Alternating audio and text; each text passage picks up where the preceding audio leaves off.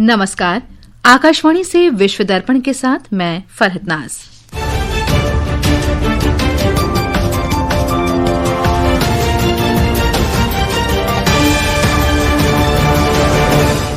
प्रधानमंत्री नरेंद्र मोदी आज नई दिल्ली में मंगोलिया के राष्ट्रपति खुरेलसुख के साथ वार्ता करेंगे। अमेरिका के राष्ट्रपति डोनाल्ड ट्रंप और मिस्र, कतर तथा तुर्की के नेताओं ने गजा में युद्ध समाप्त करने और शांति स्थापित करने के लिए घोषणा पत्र पर हस्ताक्षर किए। अफगानिस्तान के विदेश मंत्री अमीर खान मुत्तकी ने कहा उन्होंने पाकिस्तान के साथ सीमा संघर्ष में अपना लक्ष्य हासिल किया। भारत ने बाल अधिकारों के हनन और सीमा पार आतंकवाद के लिए पाकिस्तान की कड़ी निंदा की, अपने रिकॉर्ड को लेकर दुनिया का ध्यान भटकाने का आरोप लगाया। और संयुक्त राष्ट्र में सैन्य बल का सहयोग करने वाले देशों के प्रमुखों का 3 दिवसीय सम्मेलन आज से नई दिल्ली में। अब समाचार विस्तार से। प्रधानमंत्री नरेंद्र मोदी आज मंगोलिया के राष्ट्रपति खुरेलसुख के साथ वार्ता करेंगे और द्विपक्षीय संबंधों के समूचे पहलुओं की समीक्षा करेंगे। वार्ता के बाद कई समझौते पर हस्ताक्षर होने की उम्मीद है। मंगोलिया के राष्ट्रपति आज शाम राष्ट्रपति भवन में राष्ट्रपति द्रौपदी मुर्मू से मुलाकात करेंगे और राष्ट्रपति उनके सम्मान में भोज का आयोजन करेंगे। मंगोलिया के राष्ट्रपति खुरेलसुख कल 4 दिन की भारत यात्रा पर नई दिल्ली पहुंचे। हमारे संवाददाता ने बताया है कि मंगोलिया के राष्ट्रपति के साथ एक उच्च स्तरीय प्रतिनिधिमंडल भी आया है। राष्ट्रपति के रूप में राष्ट्रपति खुरेलसुख की ये पहली भारत यात्रा है।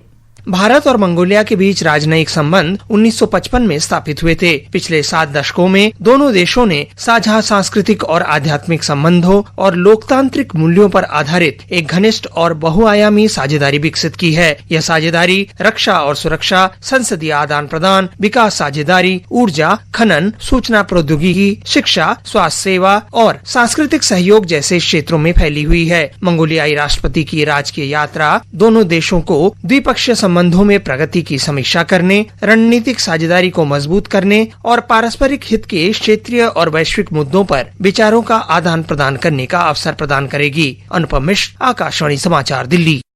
प्रधानमंत्री नरेंद्र मोदी ने अमेरिका की मध्यस्थता वाले युद्धविराम समझौते के अंतर्गत हमास की कैद से सभी जीवित इजरायली बंधकों की रिहाई का स्वागत किया है। प्रधानमंत्री मोदी ने सोशल मीडिया पोस्ट में कहा कि बंधकों की रिहाई उनके परिवारों के साहस, राष्ट्रपति ट्रंप के अटूट शांति प्रयासों और प्रधानमंत्री नेतन्याहू के दृढ़ संकल्प का परिणाम है। इस बीच अमेरिका के राष्ट्रपति डोनाल्ड ट्रंप ने भारत की प्रशंसा की है और प्रधानमंत्री नरेंद्र मोदी को बहुत अच्छा मित्र बताया है। कल मिस्र में शर्म अल शेख शिखर सम्मेलन में राष्ट्रपति ट्रंप ने भारत को एक महान देश बताया। भारत एक महान देश है जहां मेरे एक बहुत अच्छे दोस्त शीर्ष पर हैं और उन्होंने बहुत अच्छा काम किया है। मुझे लगता है कि पाकिस्तान और भारत साथ साथ बहुत अच्छे से रहेंगे। गजा में 2 साल से चल रहे युद्ध को समाप्त करने के लिए अमेरिका के राष्ट्रपति डोनाल्ड ट्रंप ने अपने मिस्र और तुर्की समकक्षों और कतर के अमीर के साथ मिस्र के शर्म अल शेख में एक ऐतिहासिक घोषणा पत्र पर हस्ताक्षर किए। इस अवसर पर 30 से अधिक वैश्विक नेता और राष्ट्रीय प्रतिनिधि उपस्थित थे। यह हस्ताक्षर बीती रात शिखर सम्मेलन में हुए, जहां मिस्र के राष्ट्रपति अब्दुल फताह अल सीसी, तुर्की के राष्ट्रपति रजब तैयब अर्दोगान, कतर के अमीर शेख तमीम बिन हमद अल थानी और अमेरिका के राष्ट्रपति डोनाल्ड ट्रंप ने हमास इजरायल युद्धविराम समझौते की जिम्मेदारी ली। इस सप्ताह की शुरुआत में हुआ ये समझौता ट्रंप की व्यापक क्षेत्रीय शांति योजना का एक महत्वपूर्ण हिस्सा है। शिखर सम्मेलन में राष्ट्रपति ट्रंप ने कहा कि ये दुनिया और मध्य पूर्व के लिए एक महत्वपूर्ण दिन है। ये वो दिन है जिसके लिए इस क्षेत्र और दुनिया भर के लोग काम कर रहे हैं, प्रयास कर रहे हैं, उम्मीद कर रहे हैं और प्रार्थना कर रहे हैं। उन्होंने पिछले महीने ऐसे काम किए हैं जो मुझे लगता है कि सचमुच अकल्पनीय थे। किसी ने नहीं सोचा था कि ऐसा हो सकता है। जिस ऐतिहासिक समझौते पर हमने अभी हस्ताक्षर किए हैं उसके साथ लाखों लोगों की प्रार्थनाएं पूरी हो गई। आखिरकार मध्य पूर्व में शांति आ गई है।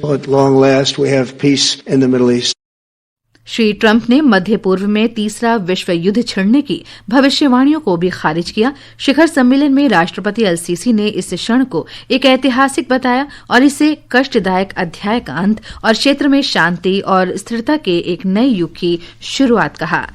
अफगानिस्तान के विदेश मंत्री आमिर खान मुत्तकी ने कहा है कि अफगानिस्तान ने पाकिस्तान के साथ सीमा पर झड़पों से अपना लक्ष्य हासिल कर लिया है। नई दिल्ली में उन्होंने कहा कि अफगानिस्तान ने पाकिस्तान हमले के बाद केवल सैनिक कार्रवाई शुरू की थी। पाकिस्तान की तरफ से जब अटैक हुआ तो उसके बाद हमारे तरफ से जो ऑपरेशन शुरू हुआ तो हम अपने हदफ पे पहुंच गया। उससे बाद वही ऑपरेशन के दौरान में हमारे जो दोस्त है जैसा सऊदी अरबिस्तान, कतर, उससे ये दरख्वास्त हुआ कि भाई जंग रुकना चाहिए। तो उससे बाद हमने जंग रोका और हम ये चाहते हैं कि जंग मसलों का हल नहीं है। इससे पहले श्री मुत्तकी ने कहा था कि भारत को चाबहार बंदरगाह पर प्रतिबंध हटाने के लिए अमेरिका के साथ बातचीत करनी चाहिए। भारत ने बाल अधिकारों के हनन और सीमा पार आतंकवाद के लिए पाकिस्तान की कड़ी निंदा की है और उस पर अपने रिकॉर्ड को लेकर दुनिया का ध्यान भटकाने का आरोप लगाया है। न्यूयॉर्क में 80वें संयुक्त राष्ट्र महासभा में भारत के संसदीय प्रतिनिधि मंडल के प्रतिनिधि निशिकांत दुबे ने ये बात कही। हम उनकी सीमाओं के भीतर बच्चों के साथ हो रहे गंभीर दुर्व्यवहारों से दुनिया का ध्यान हटाने के लिए उनके प्रयासों की कड़ी निंदा करते हैं। जैसा कि CAAC महासचिव द्वारा 2025 में जारी रिपोर्ट और साथ साथ चल रहे सीमा पार आतंकवाद से भी स्पष्ट होता है कि अपनी सीमाओं से परे इस रिपोर्ट में पाकिस्तान द्वारा स्कूलों, विशेषकर बालिका विद्यालयों में स्वास्थ्य कर्मियों के हमलों का विस्तृत ब्यौरा प्रस्तुत किया गया है। श्री दुबे ने जम्मू कश्मीर में आतंकवाद में पाकिस्तान की भूमिका को भी उजागर किया। 22 अप्रैल 2025 को जम्मू और कश्मीर के पहलगांव में 26 निर्दोष नागरिकों की जान चली गई। एक सुविचारित और संतुलित प्रतिक्रिया में भारत ने आतंकवाद के खिलाफ अपनी रक्षा के लिए अपराधियों को न्याय के कटघरे में लाने के लिए अपने वैध अधिकारों का प्रयोग किया और मई 2025 में ऑपरेशन सिंदूर के तहत 9 आतंकवादी ठिकानों पर लक्षित हमले किए। इसके विपरीत पाकिस्तान ने जानबूझकर हमारे सीमावर्ती इलाकों में बच्चों को और नागरिकों को अपना लक्ष्य बनाया।